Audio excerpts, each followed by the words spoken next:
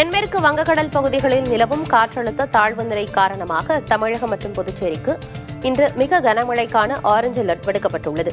கடலூர், மயிலாடுதுறை, நாகை, திருவாரூர் மற்றும் காரைக்கால் பகுதிகளில் மிக கனமழை பெய்யக்கூடும் என வானிலை ஆய்வு மையம் தெரிவித்துள்ளது.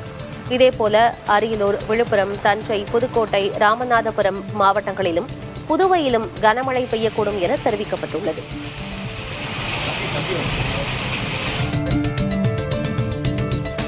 நாகை மாவட்டம் வேதாரண்யம், தலைஞாயிறு, கோடியக்கரை, ஆயக்காரன்குளம், கரியாப்பட்டினம், வாய்மேடு, தாணி, கோட்டகம் உள்ளிட்ட பகுதிகளில் விட்டுவிட்டு கனமழை பெய்தது. கனமழையால் சாலைகளில் தண்ணீர் தேங்கிய நிலையில் வெளிச்சம் குறைவாக இருந்ததால் வாகன ஓட்டிகள் முகப்பு விளக்குகளை எரியவிட்டவாறு சென்றனர். மானாவாரி பகுதியில் சம்பா சாகுபடிக்கு இந்த மழை ஏற்றது என விவசாயிகள் தெரிவித்தனர்.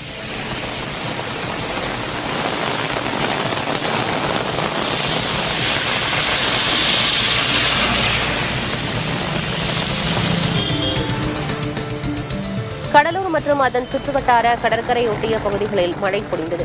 மாவட்ட நிர்வாகம் சார்பில் முன்னெச்சரிக்கை நடவடிக்கைகளை அறிவித்துள்ளது. தாழ்வான பகுதிகளில் உள்ள மக்கள் பாதுகாப்பாக இருக்க வேண்டும், ஆற்றங்கரை மற்றும் நீரோடை பகுதிகளை கடக்கக்கூடாது என்றும் பொதுமக்களுக்கு அறிவுறுத்தப்பட்டுள்ளது.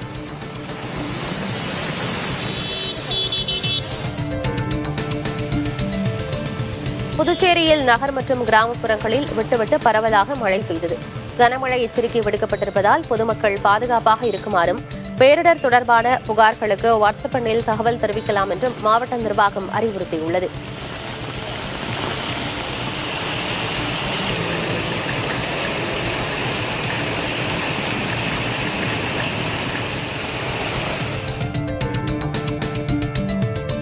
சென்னையின் குடிநீர் ஆதாரமான பூண்டி ஏரியிலிருந்து வெளியேற்றப்படும் உபரி நீரின் அளவு அதிகரிக்கப்பட்டுள்ளது.